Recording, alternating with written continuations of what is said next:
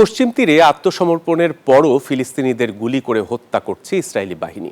সামাজিক মাধ্যমে ছড়িয়ে পড়ার পর তীব্র নিন্দা জানিয়েছে ফ্রান্স, ব্রিটেন সহ বিভিন্ন দেশ।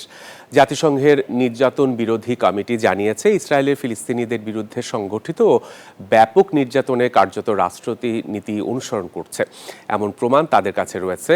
মারধর, ইলেকট্রিক শক ও যৌন নির্যাতনের মতো অভিযোগও তাদের প্রতিবেদনে উঠে এসেছে।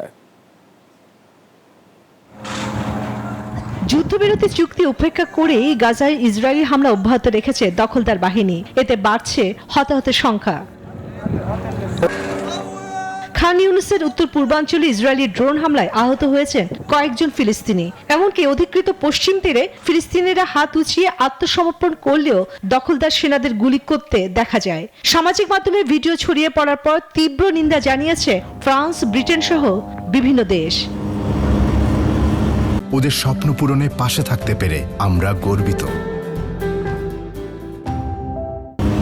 জাতিসংঘের নির্যাতন বিরোধী কমিটি জানিয়েছে ইসরায়েল ফিলিস্তিনিদের বিরুদ্ধে সংগঠিত ও ব্যাপক নির্যাতনে কার্যত রাষ্ট্রনীতি অনুসরণ করছে এমন প্রমাণ তাদের কাছে রয়েছে।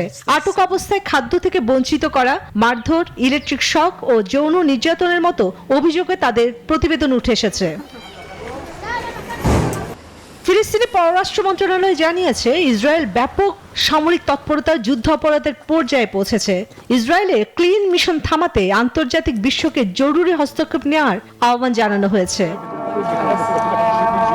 এদিকে গাজার ত্রাণ কার্যক্রম যুদ্ধবিরতি চুক্তি অনুযায়ী হচ্ছে না বলে জানিয়েছে শরণার্থী শিবির। মোট 28,000 ত্রাণবাহী ট্রাকের মধ্যে মাত্র 9,930টি প্রবেশ করেছে বলে জানিয়েছে আল জাজিরা। এমন পরিস্থিতিতে প্রথমবার ইসরায়েল সফরে যাচ্ছেন জার্মানির চ্যান্সেলর ফ্রেডরিক মার্চ। 6 ডিসেম্বর থেকে শুরু হবে তার এই সফর। জার্মান ইসরায়েলের প্রধান অস্ত্র সরবরাহকারীর মধ্যে দেশগুলোর একটি। চন্দ্রা, নিউজ 24।